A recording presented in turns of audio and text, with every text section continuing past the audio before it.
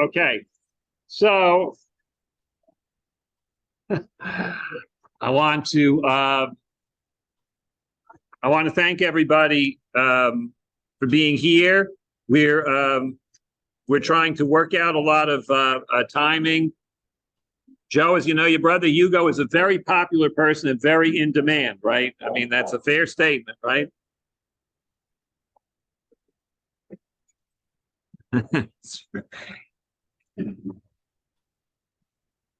He's only popular down there. Only down there. Okay, I didn't know. Okay, so anyway, and thank you, by the way, for joining us. So, first of all, feel free to get a cup of coffee if you're in here. Just please don't make noise, okay? So all the Zoomers can hear. And Zoomers, feel free to get a cup of coffee. But, you know, just coffee and tea drinking on Zoom camera. You know, no chicken legs, nothing like that, okay? That's not... Anyway, thank you for being here. So let me start by saying that my interest in the stories of the Holocaust is to me something deeply personal and spanning a very long time.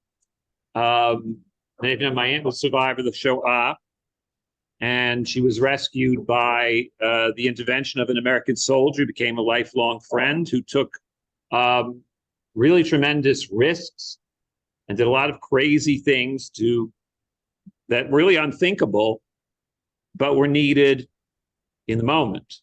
To give but a small example, at war's end, I think she was in her early teens, and she was essentially being held a slave, and this soldier wanted to see if he could free her. He happened to speak Russian. He took a uniform, his parents were Russians, he took a uniform of a captured Russian soldier, and he proceeded to tell everybody that unless food was brought immediately, everybody would be killed.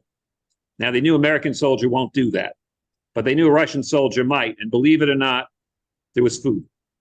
And he said, okay, this worked. And he said, I'm going to come back in 24 hours and this girl is going to be released to my custody, or the same deal applies. I'll kill everybody, or you'll release her to me. She was released. She ended up having a beautiful life in Israel. She married my uncle, came to New Jersey, married my uncle, and they lived a very beautiful life. My uncle became one of the founders of Sheba Tel Shomer Medical Center in Tel Aviv. So was a plastic surgeon, one of the first plastic surgeons in the state of Israel. So a pretty good life. When I was here the first time, and I'm reminded of this whenever I go to the cemetery, you know, so many of my neighbors they called themselves the New Americans.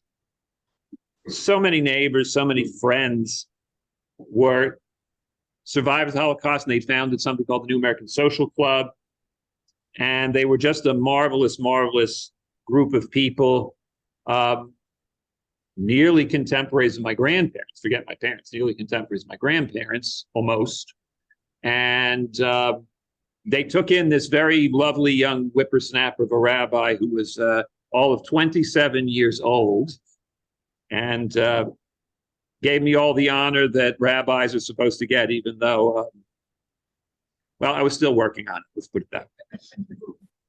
And today when I go to the cemetery, and I've gone, and all of those faces, unfortunately, with only two exceptions, they're all interred in the cemetery. They're all interred there. I could stay there all day saying moles. I say quite a few, but I can't say them all. But I have a great interest in all stories of the Holocaust. And the one thing I knew, you know, from Hugo, and I know it's true, you know, of you, Joe, too, although I haven't met you in person, is that he too survived the Holocaust. And I said, I have to hear this story. We have to hear it.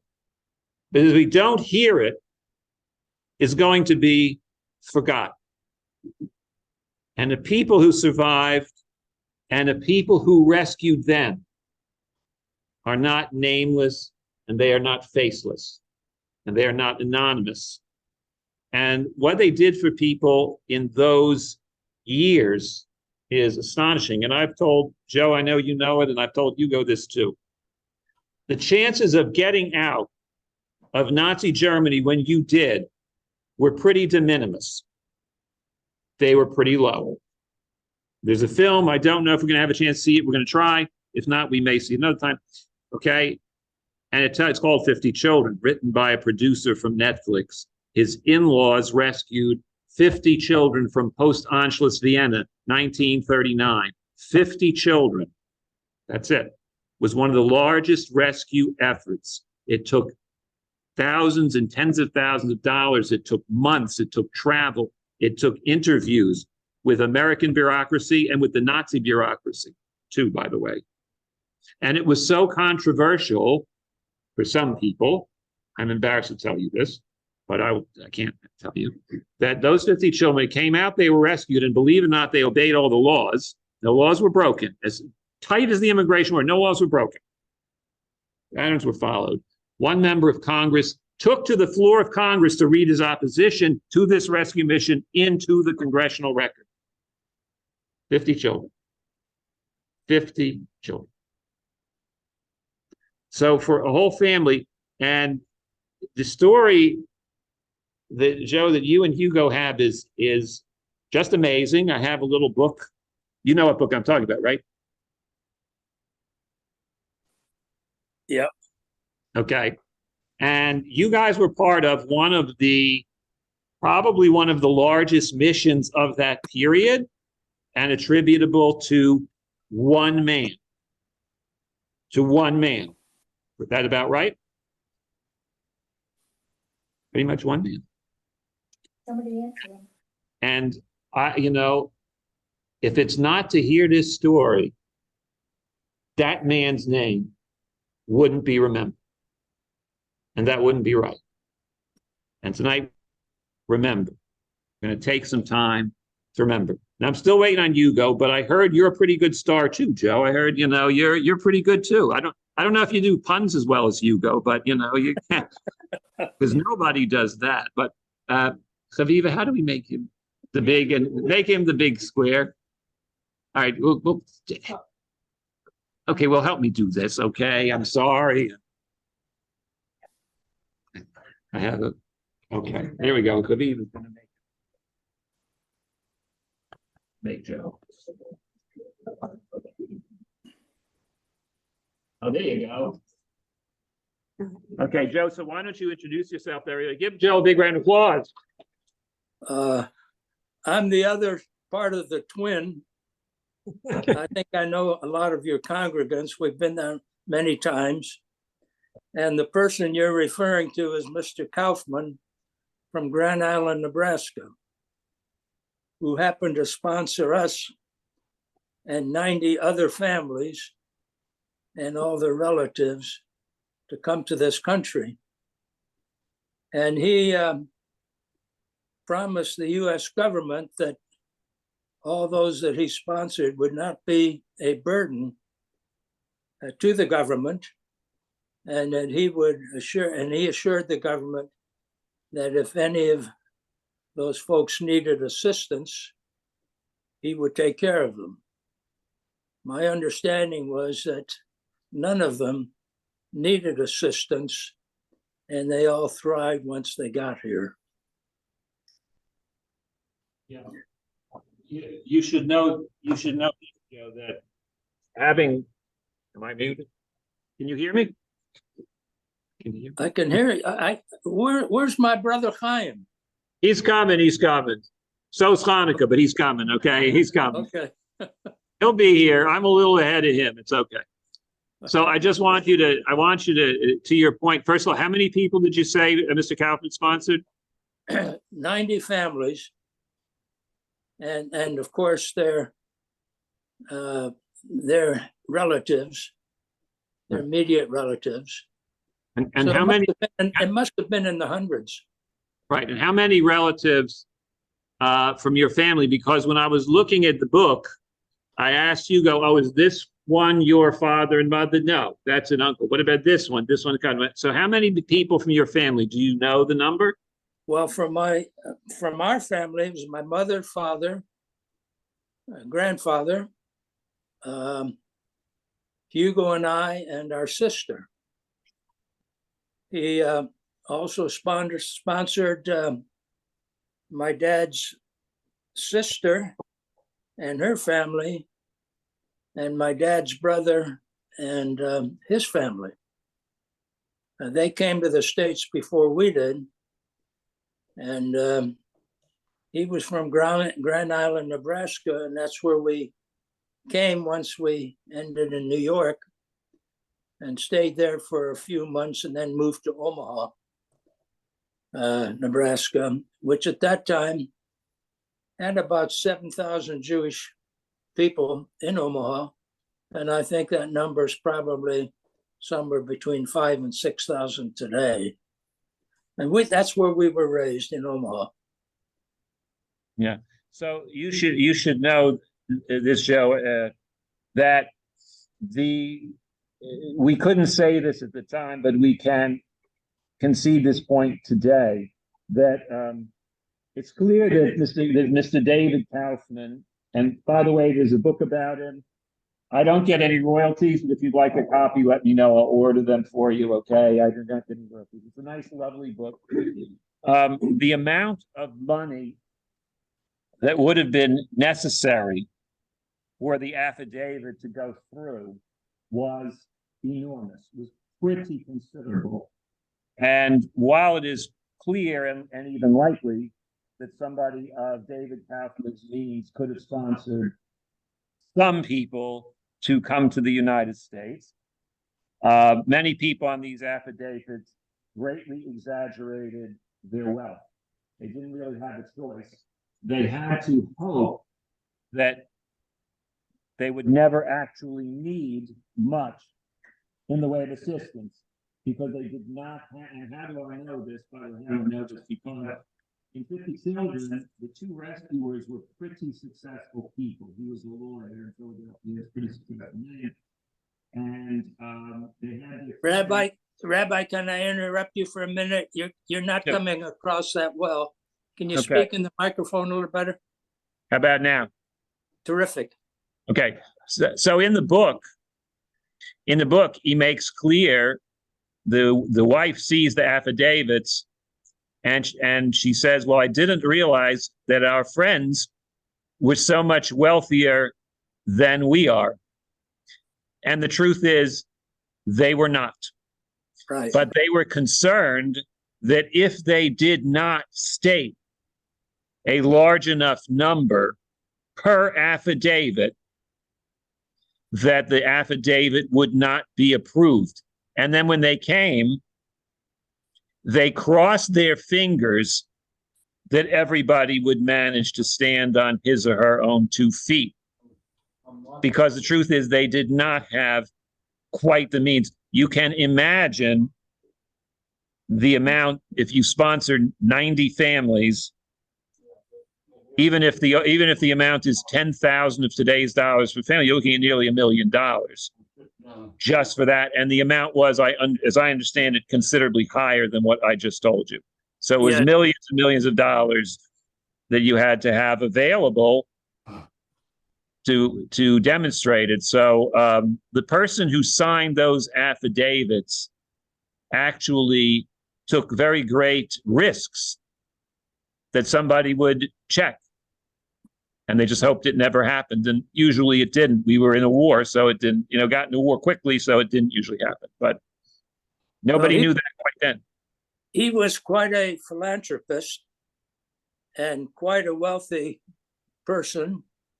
He himself immigrated from Germany around 1902 and became a wealthy merchant, owned a department store, owned a bank, extensive real estate holdings.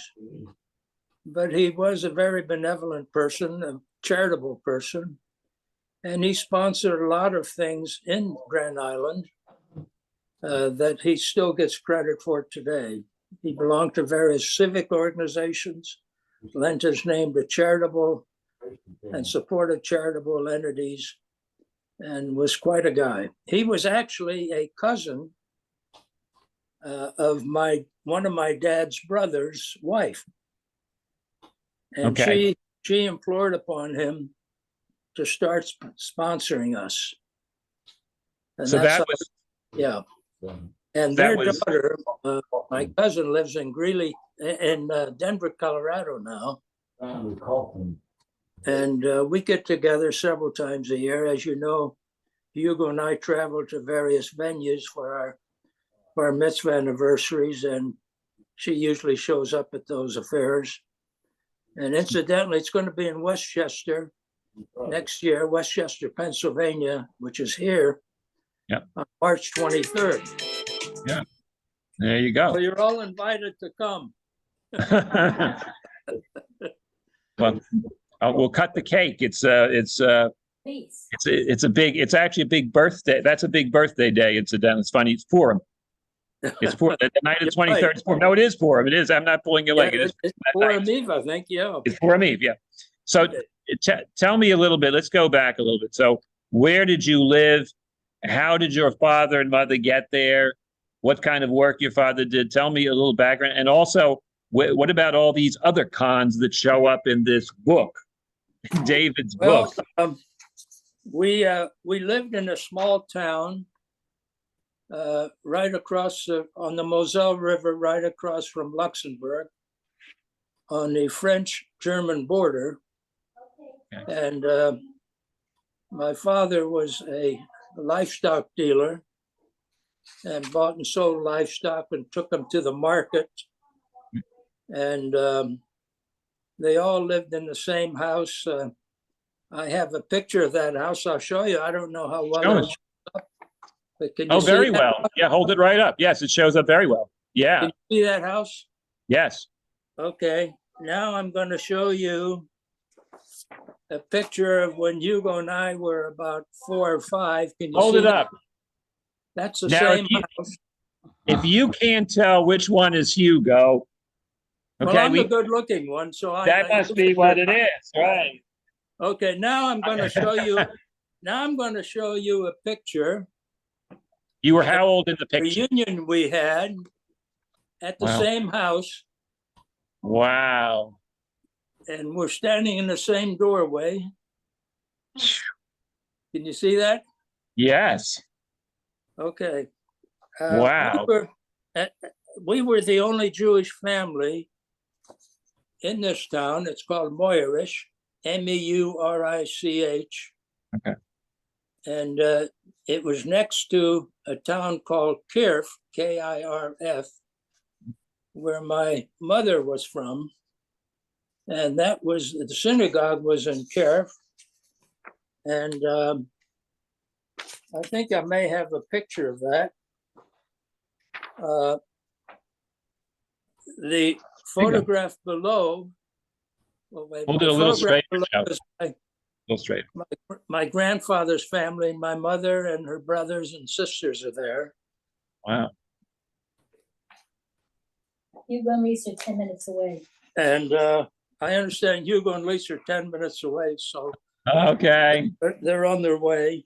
Well, you're doing a heck of a job, Joe. Thank you very much. And You're doing a so heck of we a job. went to school in Kirf, which was 2 kilometers away, which was roughly 1.2 miles. Hmm. And in those days, it was a Catholic school, and the government helped support the school systems in Europe, in Germany. Okay. And we used to walk to school every day, and the synagogue was there. And of course, that's no longer there. That was destroyed. And I guess we can talk about Kristallnacht at this point. Yes, I wanted to ask you one question, though, if I might. Sure. Did anybody in your family, your father, or anybody else serve in the First World War? My dad was in the First World War, and he was wounded in that war. He was born in 1898, and when I went overseas to France in 1953, as a commissioned, in 1954 as a commissioned officer. My mother cried because she knew I was going to France and heard about those French ladies. But my dad gave me a piece of advice when he said, keep your feet dry. Because, as you know, that First World War, which was a trench war, Yep. It had nothing but standing water in those trenches. Yep. So his advice was to keep your feet dry. Yeah. Well, But while I went to France, Hugo went to Japan. So I had good duty, and I traveled all over Europe. I had my own car. It was a Buick convertible that I purchased over there, and was fortunate to travel all over, including going back to Germany. And if you got a minute, I'll tell you that story. Go ahead. We got all night. When we were sent to France, I stayed with one of my dad's cousin, whose name was Joseph Kahn, and Hugo went to his brother's house, whose name was Moritz Kahn, and it was in France. And in 1955, in the winter, I decided to go visit my hometown in Moirich. And on the way, I stopped in eastern France and visited with my dad's cousin, with whom I stayed right after Kristallnacht, believe it or not. And he had two sons. One was an infant, and I went to visit them. He was a butcher. His wife had a woman's clothing store. And I walked in and introduced myself, and there was a little toddler there. That was one of their younger kids. The older brother was away at school. And the next day we drove to Germany. It was probably an hour drive. And on the way there, it had heavy snow, and I was going up the hill in my Buick, and the car went off the road. The rear end went off the road. So my dad's cousin got out, and he saw a farm field down below with horses, and I thought they were going to come back and tie the horses up to the car and pull the car out. But lo and behold, a Volkswagen pulls up with four Germans, and they lifted the back of that car up, put it back on the road. Right. And we continued on to Moirich. In 2002, when we had our reunion, that little kid that I gave a stack of chewing, I had a present for all of them, but I gave a stack of chewing gum to the little kid. I didn't know he existed until I got there. He showed up. He's an orthodontist in Paris. And he said, when I heard you were coming, I decided I had to be there. And that was the first time I met his brother, who was away at school back in 55. And that brother passed away last year. He has a son called Philippe, who lives in Israel. And Philippe came to visit Hugo a couple of years ago. And we met him, of course, at the reunion. And his son works for a German company about 10 miles from here, which is their US headquarters, and he's supposed to visit us on his next visit here. So that's a roundabout story. Yeah.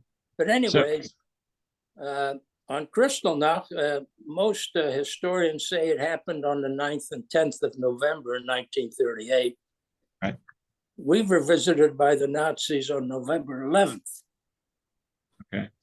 And we, in the middle of the afternoon, we were alerted to that visit by one of my cousins, a girl who bicycled from Kerf to Moirich to let us know what was going to happen. Okay. And it did happen. And my father was outside. He met them, and they beat him up, unconscious.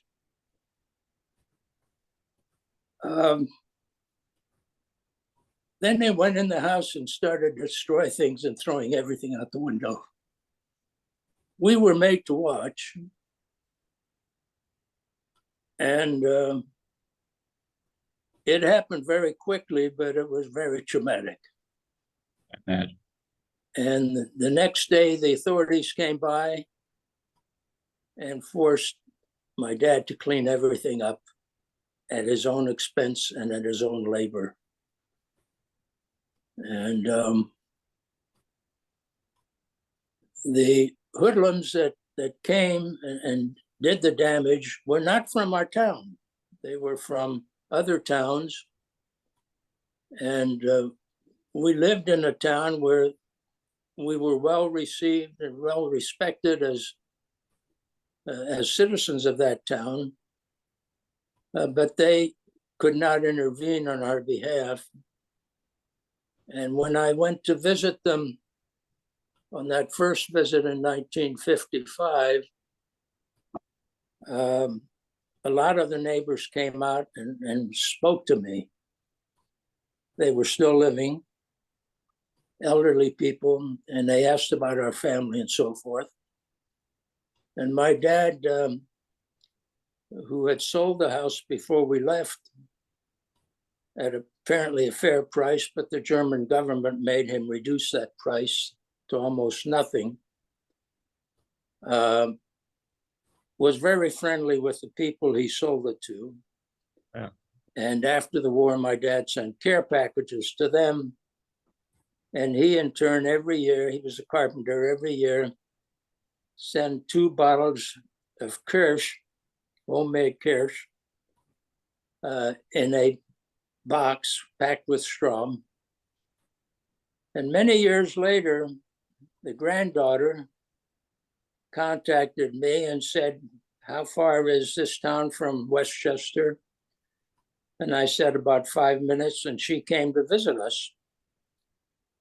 And she's a linguist. And she also went down to New Orleans to visit Hugo, and believe it or not, she went to visit my father in Omaha at that time.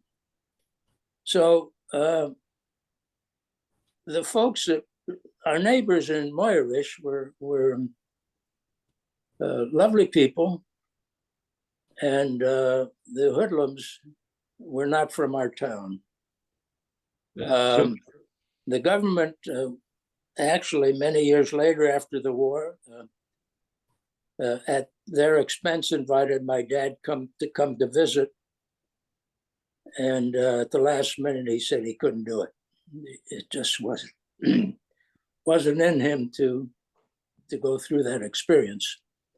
And with the exception of one niece on my mother's side, they all died in the Holocaust. Is talking. So is that my brother I hear? I think he's there now.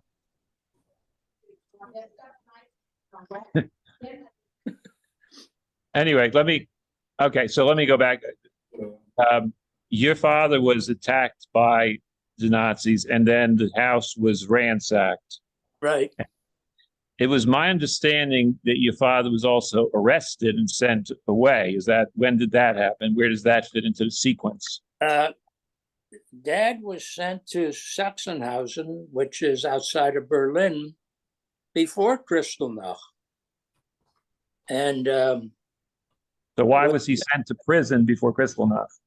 well, they needed forced labor, and in Sachsenhausen, they were building airfields around Berlin in preparation for the war. And he was released after about 3 or 4 months. And I was able to, a couple of years ago, find out what his prison number was, inmate number, and when he was there and when he got released. And we had always assumed that he was in Sachsenhausen after Kristallnacht, but it was before. Interesting. Yeah. And I think he was released in June of 1938. Okay. And Kristallnacht happened in November, yeah. And So let me ask. So look, you had your father sent away in the first part of 38. So you and Hugo are around 6, right? Yes, And your sister was 2, 3, something like two, that. 2 years old. Yeah. Years old, right? Okay. And your mother was alone with 3 children, 2 Yes. and 6 and 6. And then he was released. And then a few months later, you got the tail end of Kristallnacht, right? It hit the big cities, not the 9th and the 10th, and then Right. small locations later, like the spillover from Right. the main part of Kristallnacht. So, at what point did you decide we have to leave? How long did it take your mother and father to reach a decision? And what did you do? How did you get yourself ready?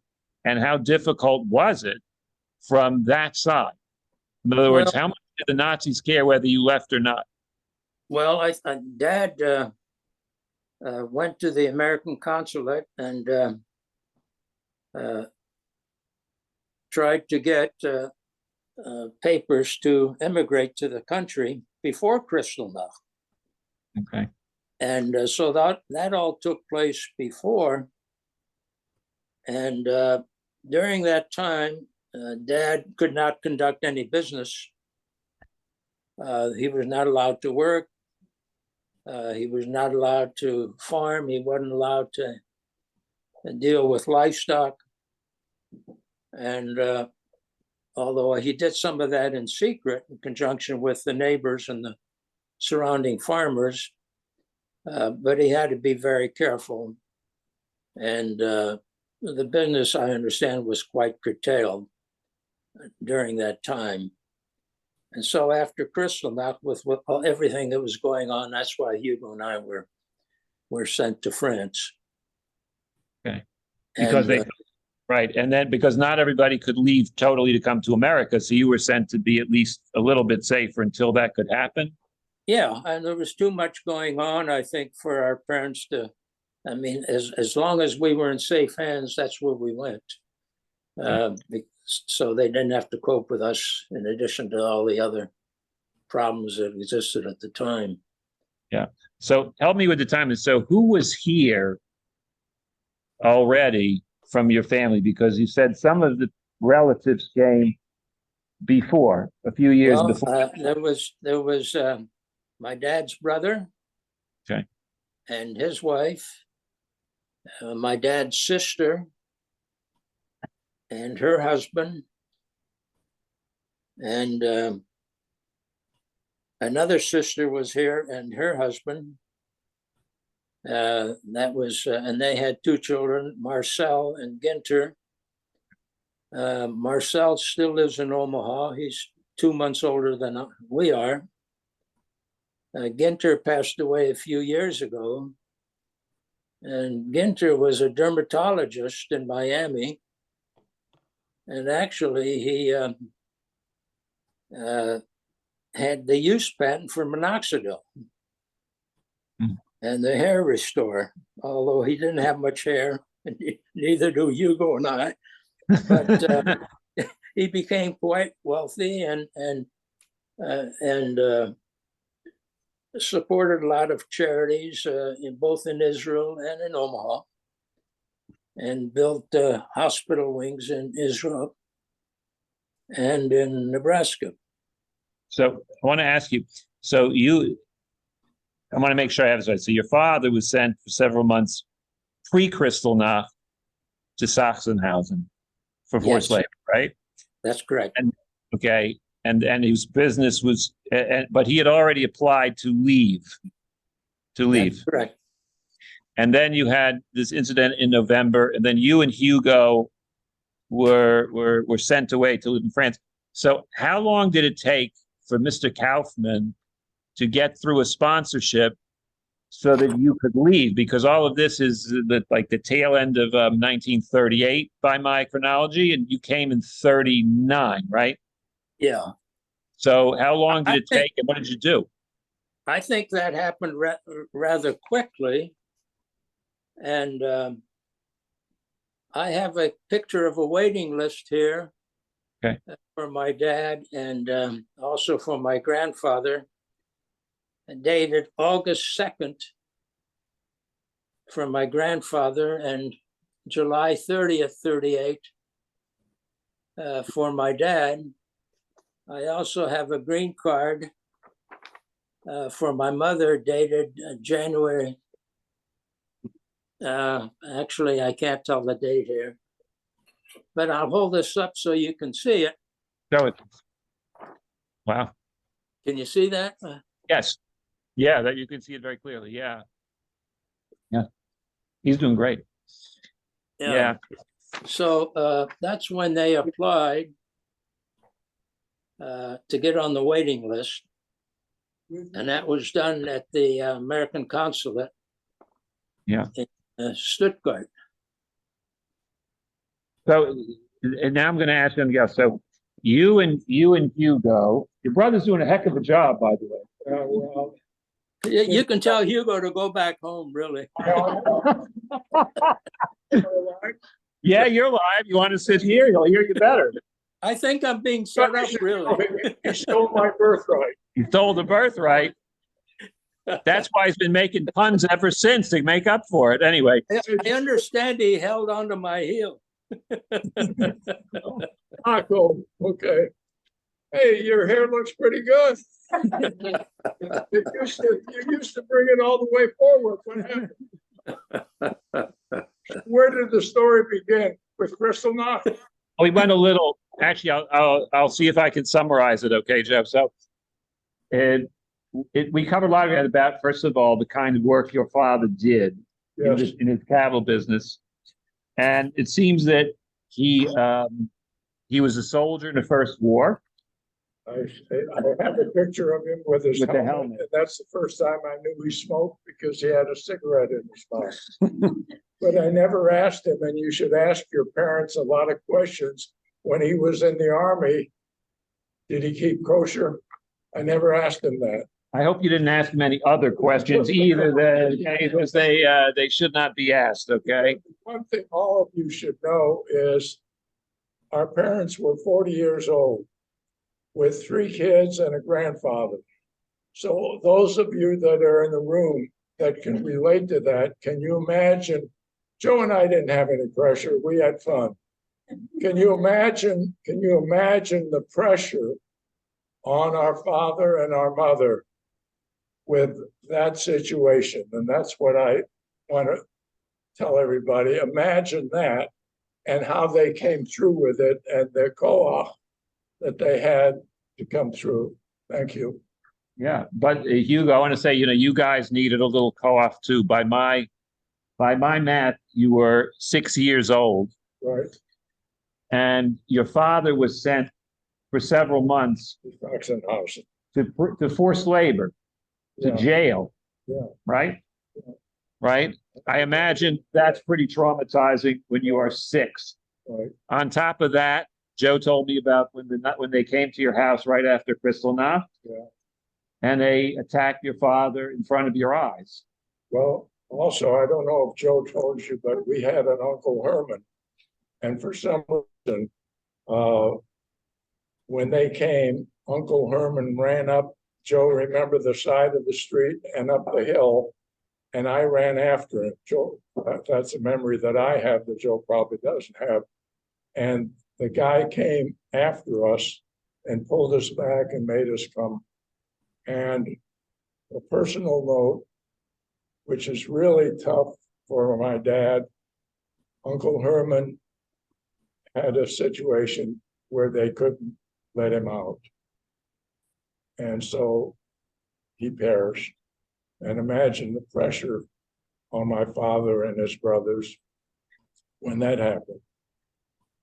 So that is, again, the pressure on the parents and how they came through it. So I've said whatever, sometimes we get upset. I got upset because the dog wouldn't eat the food last night.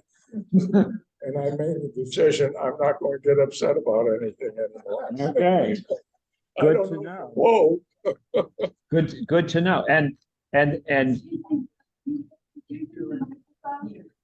Hugo. What? I'm going to let Hugo repeat what he said. Okay. You heard it, Joe, right? You could hear it? Yeah.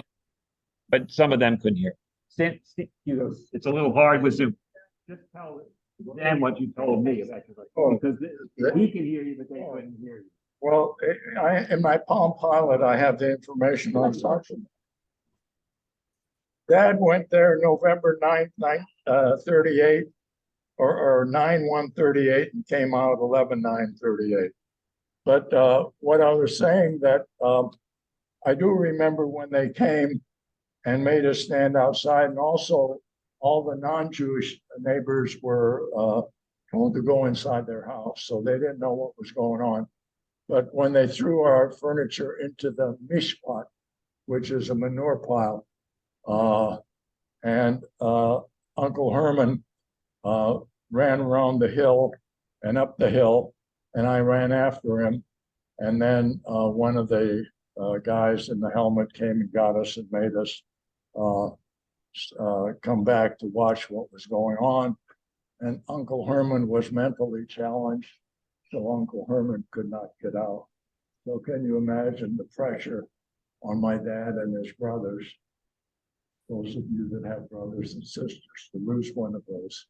So again, you know, in the Birkat HaShachar, we say all those prayers, and if you notice, when I say Koach, I say it real loud because it's strength, and that's what they had, and that's what all of us need in those times.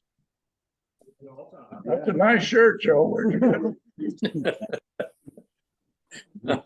See you. You just hear. So anyway, let me ask, Joe, let me ask you, so you were able to get out in 39 because of the sponsorship of David Kaufman, and he sponsored some of your other family earlier, yes? In 1930, in 1936, Tante Phil had a cousin, and he wrote, and I just, it's okay. You're supposed to sit down and face. You shave off, you say? The rabbi told me to stand up for you. I go, oh. With your wife. I'll flip a coin and see what happens. I've been married long enough to know the answer to that myself. Okay. I don't know where I was. There you go, go ahead. Where was I? Trying to get out. Try and get out. And trying to get out, Tante Phil, had the cousin, Kaufman, wrote to him, he had, I just learned this recently, he had visited Germany several times. Tante Phil wrote to him and said, we gotta get out of here. So, Joe, Tante Phil is Izzy's husband, right? Izzy's wife? Yeah. Okay. Izzy The book, I read the book, yeah. I don't want to leave. You don't want to leave. I'm going. So you can stay. They both and ended up in Brandon. That was in 36. So that program worked for so long. Because so many out of there. All my dad's brothers. They were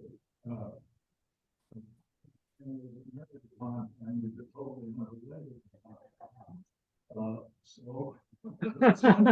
Yeah, okay, that made it much clearer. Okay. Yeah. And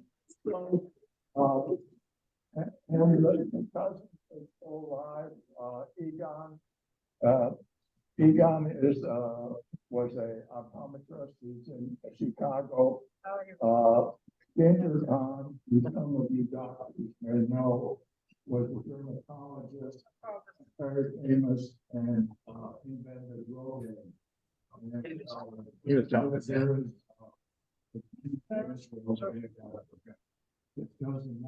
Rabbi, we can't hear Hugo on Zoom. What happened? Now they can't hear you. No, what am I doing now? Can you see me now? Get closer to the computer. Well, okay, that's me up there. It says, it says, Rabbi Scott. Hi, Laurie, I didn't see you. Okay. Margie must, I don't know. Anyway, I should sit here and look Okay, Joe, wait a minute, is that ring on your left finger or your right finger? Is that ring on your right hand or your left hand? By the way, Joe is left-handed, right? I'm ambidextrous. What does that mean? He's on dextro, so it's okay. Anyway, I'm looking forward. Oh, Joe, while we were waiting for the car, by the way, there were 400 people at this event. What was it called there? The Campaign for Human Rights. And we were at that event. Can you imagine trying to get our car out of there? And that's why we were late. And it was a nice event. It was many members of the Jewish community were there, members of the gay community were there, and it's a worldwide effort. So it was worth attending. I don't know how much in terms of our careers, it's funny that how that ended up, because I ended up, as Joe might have told you, working for Mr. Weinstein in the grocery store. Did Joe tell you that story? Joe, you didn't tell him that story. Okay. Anyway, he did tell you about shining shoes and selling magazines on the street. To the escape from Nazi Germany, actually. So yeah. Oh, okay. Well, You had to get out first, right? Yeah. well, we got out. We left in what, August of '39, Joe, and left. And Listen, I carried the ball for a half an hour. Now it's your turn. why are we talking about balls? Let me go back, Hugo. So Where did he end up? I'll show you. So look, right. You and Joe were sent to France for a time. Yeah, to live with some relatives. Right. So you could be out of a more dangerous situation, potentially, Right, back in your tent, right. right? And you were able, because the application had been there for a while, you had to wait a period of time before you could leave. Right. And what I'm trying to wonder is, we're talking, I'm up to about the end of 38, beginning of 39, but you didn't leave until August. August So, of '39. so there was a hiatus of several months. Did we still we didn't go to school in Carif, did we? Yeah, we went to school in Carif. But I mean, during that period, did we go to school from Kristallnacht on?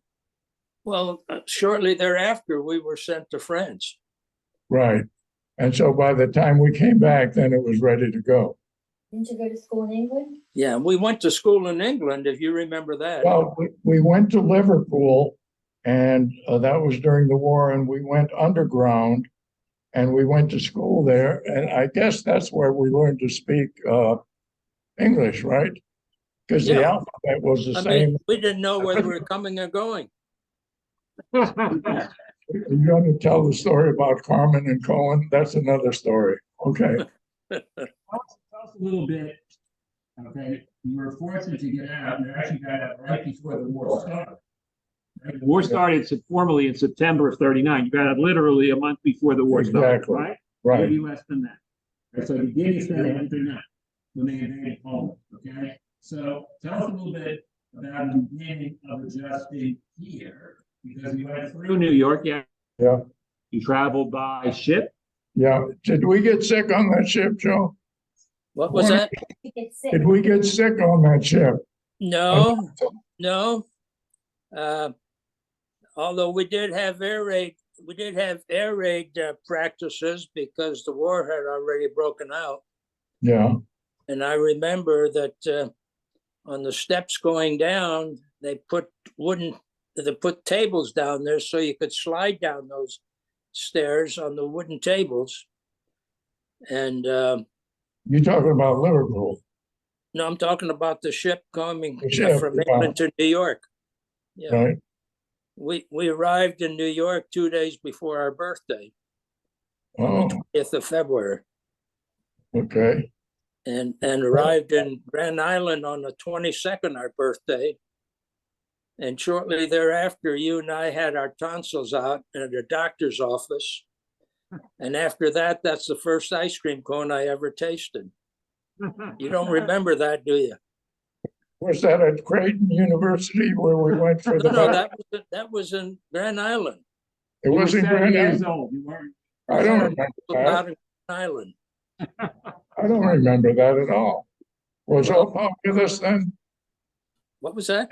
Grandfather came with us also, by the way. I don't know if Joe told you that. Yeah. So he lived with us in Omaha. And so we ended up in Omaha at 1021 and a half South 25th Street. Is That's that right? Yeah, that's the And- first house. And it had a basement, right?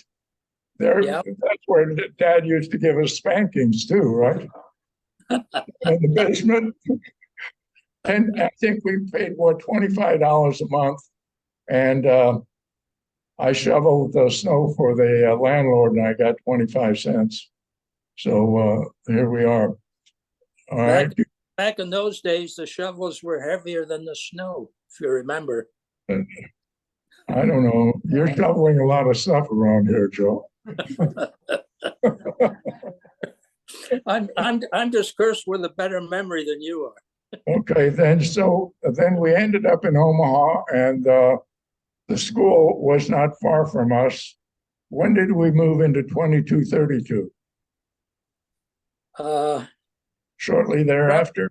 Yeah. Dad bought that house and the house next door. And Well, he bought one at a time. yeah, that but- 2232 is a magic number. That's our birthday and our year. Can you imagine that we ended up at 2232 Mason and that's our birthday? February 22nd, 1932. That's how I get on the computer too, but don't tell anybody.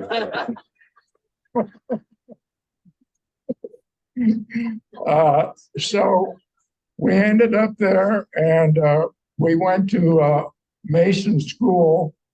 And I do remember, you've heard me say that before.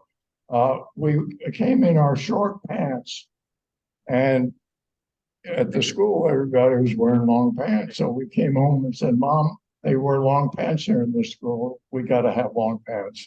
So we did a lot of messing around in that school, Joe. Remember, we got sent home once for. Yeah, we got sent home a couple times. And as a matter of fact, Hugo, I was looking at your report card from 1943. Yeah.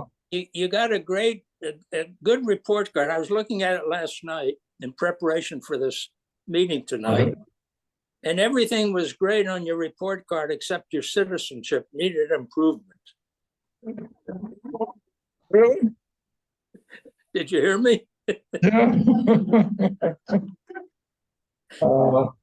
That was, and we ended up actually in good schools. And we ended up, so I had some pictures. I don't know if I left them on your desk, Rabbi. I don't know if you got a chance to look at them today.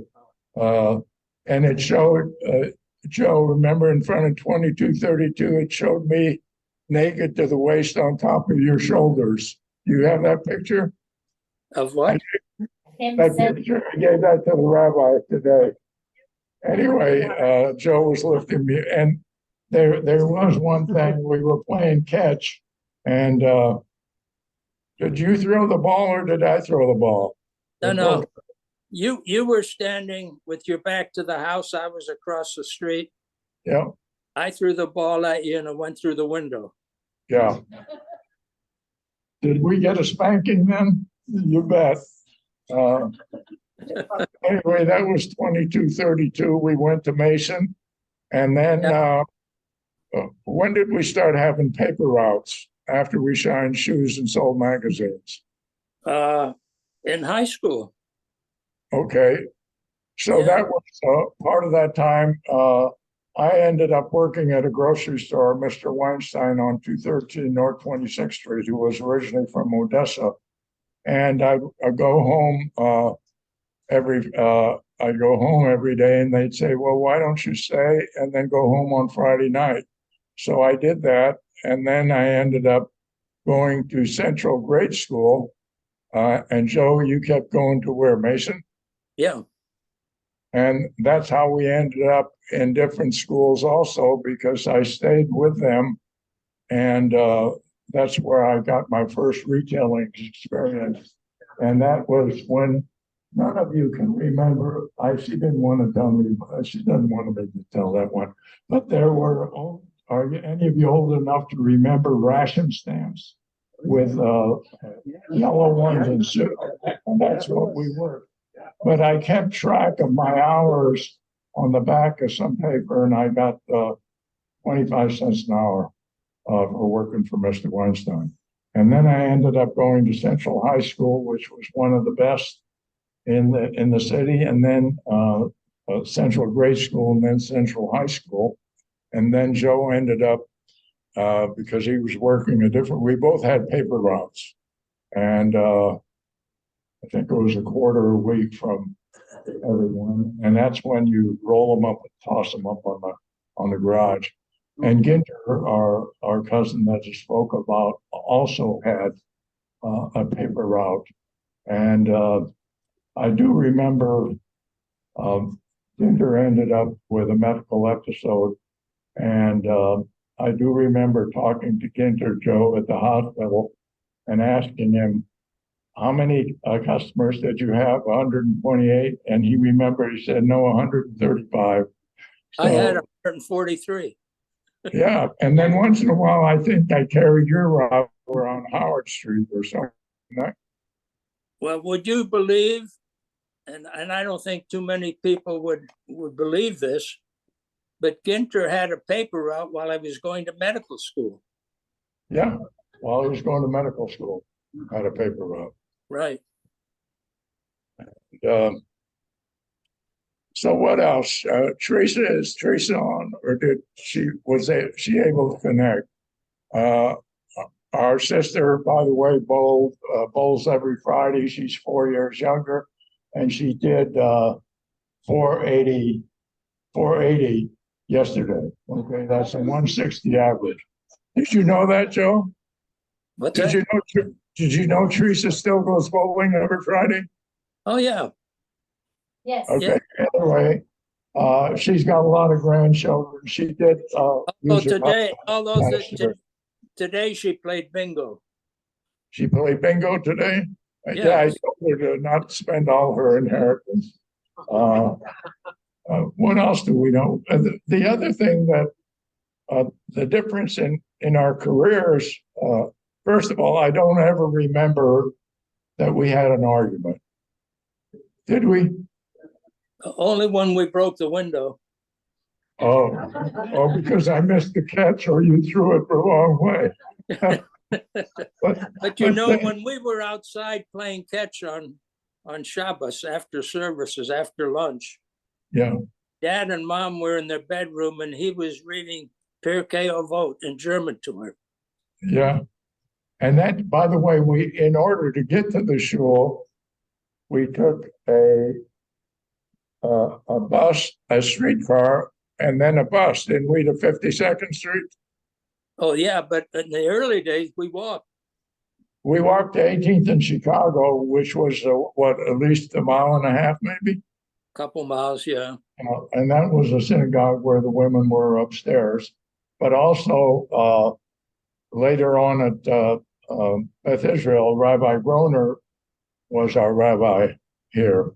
And Dad also, as I mentioned, sponsored Selichot, the third meal on Saturday afternoon. He was very proud of that. There is a picture I left on your desk, Joe, where he got from the Social Security Administration a 100-year-old certificate of celebrating his 100th birthday.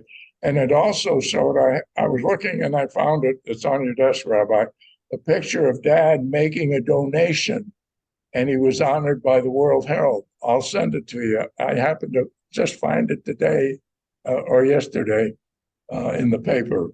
And then for many years, after Dad passed away at 101, I would get so many letters from charities addressed to Edward Kahn. And what he did, it was $10, and everyone, I don't think he threw one away, as we do sometimes now.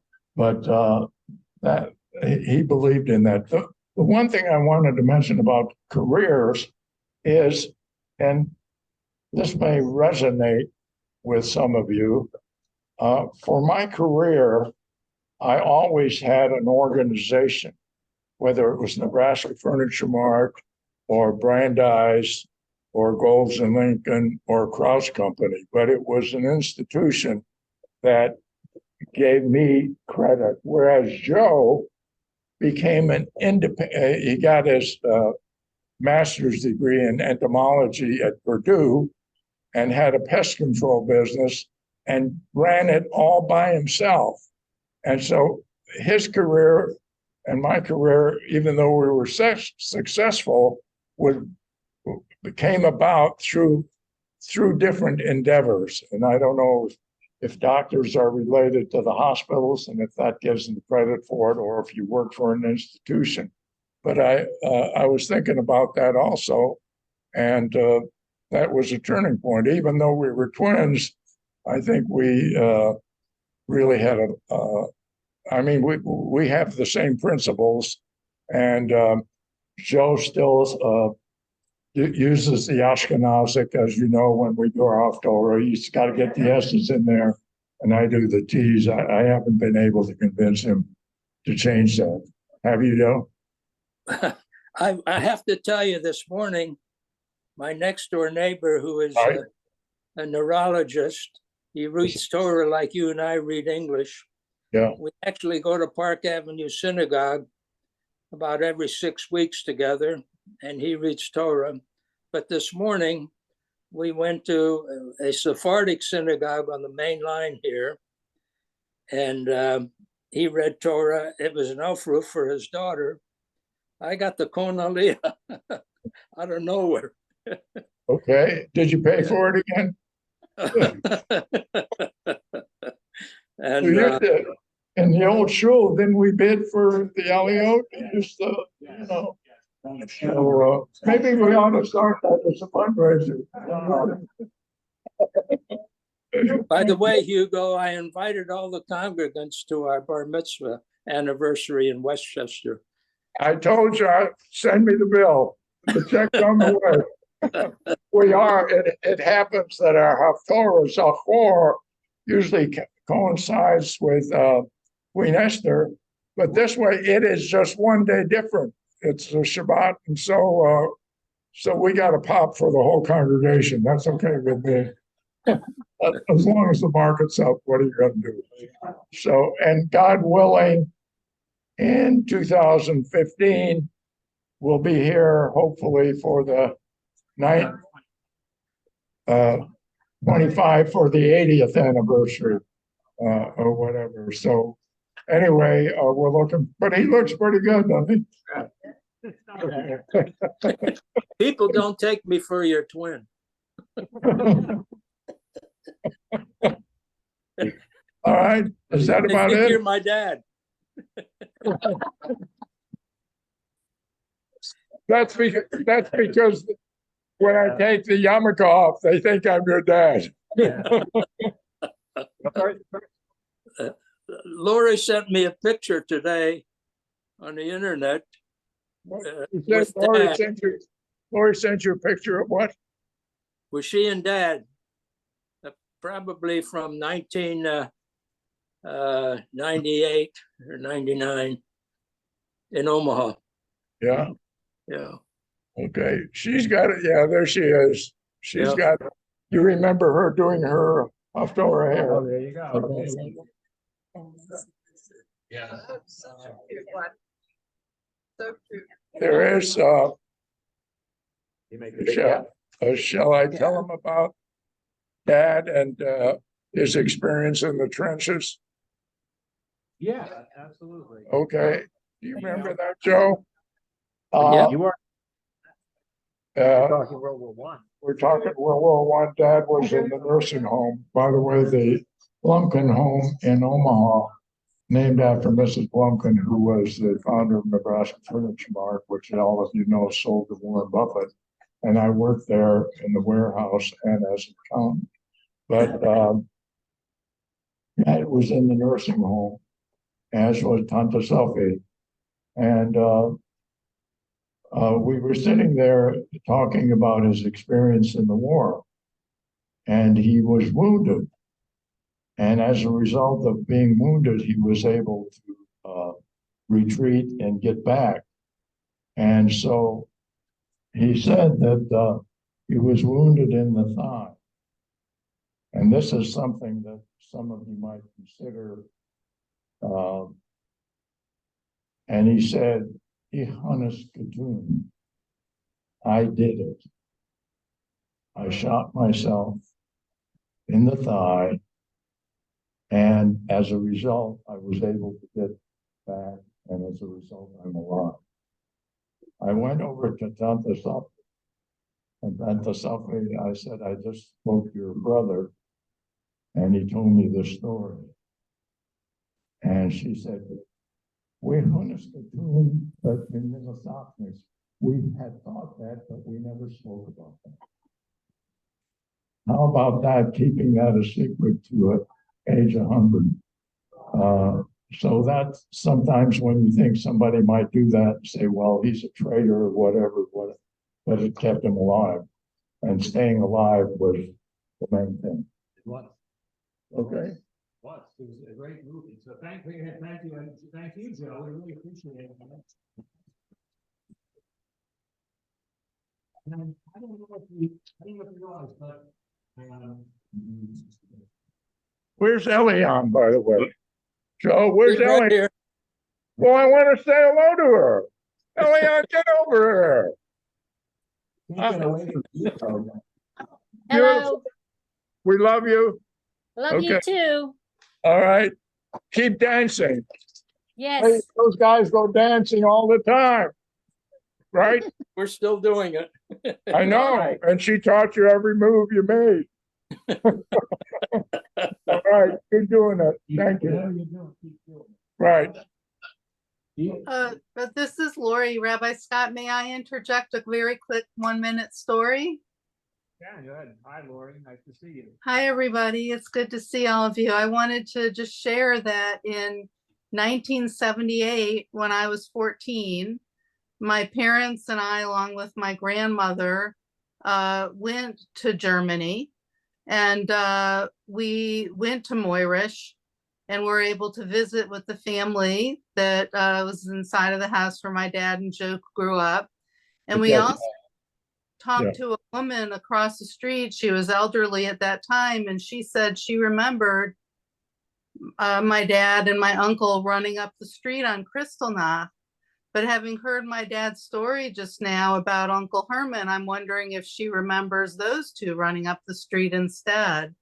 But it was, at age 14 for me, it was really just a pivotal time to be able to see my dad's roots and to have that experience. And I just wanted to share that. So thank you.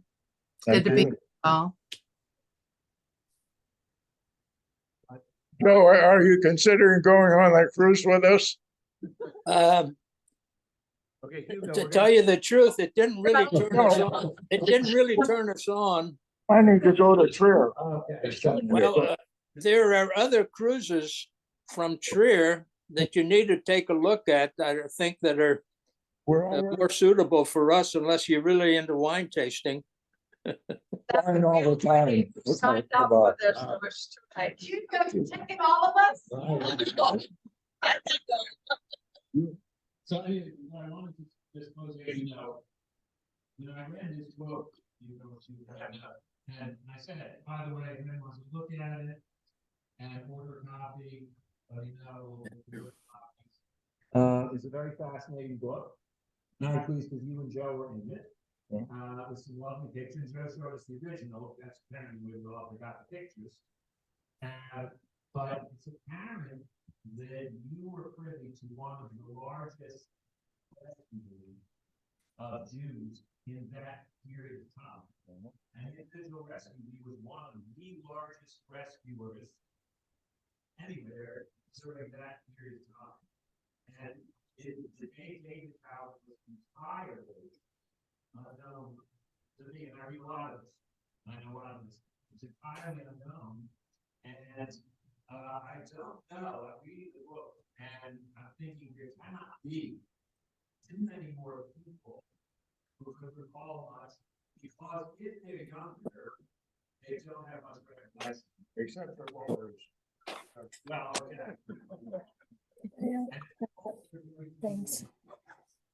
So you are two of the last people who can speak to the deeds of a very righteous man, who saved a lot of people, not just who saved a lot of your family, a lot of them.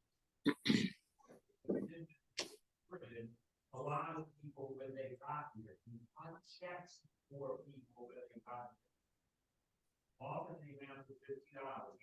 The 50 of those years is the equivalent of something north of $1,000 today. Not a Chinese check, but not a individual check. During the During Depression. the Depression, right? Or just at the end of the Depression. Yeah. And he cut a lot of those checks. He cut quite a few of them. He also provided jobs for anyone that needed it. He had department stores and things like that, and you could work in the department store. Many people went on to other things. And he provided employment to people. And he was also a civil university, he kept up the civic institutions of the Grand Island had. Some schools, excellent theaters, excellent culture. It was not a place where there was no learning, no education, and no high culture. It was such a place. And this individual, one person, made a giant change for everybody. And I think, by the way, his influence has been with the two of you every day for a very, very long time. In ways sometimes you can understand, and sometimes ways you probably don't think about. But that model and that influence is really profound. And how appropriate is what's his name mean? Merchant, right? There you go. And that's making his money. But he changed all of that profit, all of that wealth into good event. So we're extremely grateful that the two of you are so good, your sisters are so good. One of the writers of that book was what's her name, Shir? Yeah. Betty Shir. Here, yeah, Schreier, Betty Schreier, Schreier. Schreier. Try. Schreier, and she was on the draft board, and that was in 1954, and I was supposed to be drafted, and she got me a deferment for a year so I could go to Illinois for a year and get a master's degree, and then I volunteered for the Army and went in the Army Audit Agency and ended up in Japan. So it's a coincidence that she's a co-editor of that book. She probably doesn't even know this story. Yeah. Okay. All right, everybody. So And Joe was an officer and I was a low-ranking SP3. So yes. And I found out in the book, by the way, just in case I have a feeling your sisters, is your sister? no, he passed away. I believe your sister's husband was He was an officer.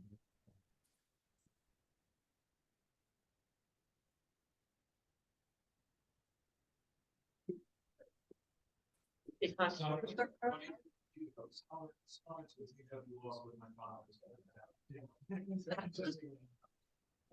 so we have a eat. Okay, eating? Yeah, we're eating. Oh, that's why they came, because there's food. Right. One more.